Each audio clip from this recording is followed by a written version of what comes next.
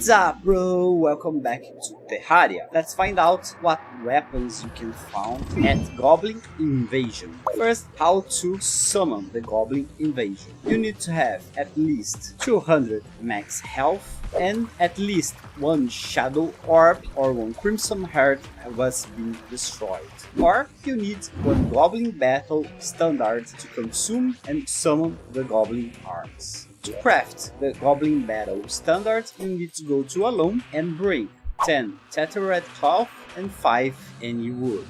Any wood, just chop the tree, and for the Tethered Cloth, you need to find the Goblin Scout and kill the Goblin Scout to pick the Tethered Cloth. The Goblin Scout can be found at the surface, and the easiest way to find him is to go to the end west and east of the map. They're waiting for he appears. He cannot be found if the places are corrupted or crimson or hallowed. So let's find out what can do with the weapons we found at Goblin Arms. The first weapon is the Harpoon. The Harpoon, the best modifier, is godly. You can shoot a Harpoon at the enemy. Like this. If you shoot at the low distance, you can shoot a very good speed. But if you shoot a long distance, it's very bad for you, because you need to have a lot of time to load.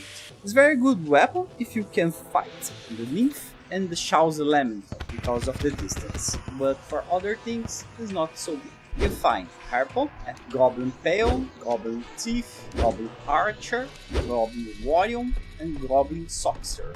0.5% of chance. The next one is Spiky Ball. This is a consumable weapon. You can use this consumable weapon like a trap. So you can shoot the weapon and let it at the map. You have some times till it disappears. And if it touches the enemy, this gives a hit. It's very useful for the Goblin Army because many of the enemies just walk through and you can make some trap of this weapon at the pet. This enemies walk through. And a lot of enemies drop this spiky ball, like Goblin Pale, Goblin Chief, Goblin Archer, Goblin Warrior, Goblin Sorcerer. And for the last, you can go to the Goblin Tinkerer, and the Goblin Tinkerer you can buy the spiky ball with 71 cooper.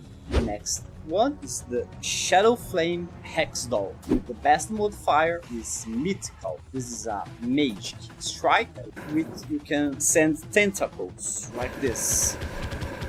It's very good for tiny caverns because you can attack at a small area and have a very good damage if strike a lot of hits. You can find the Shadowflame Hex Doll with Goblin Warlock.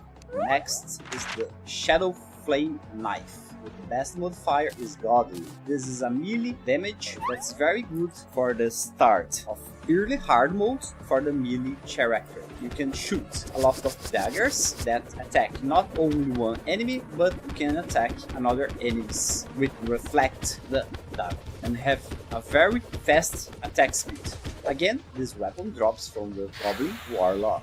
The next and the last is the Shadowflame Bow. The best modifier is Unreal. That's a bow that shoots arrows for the ranged character.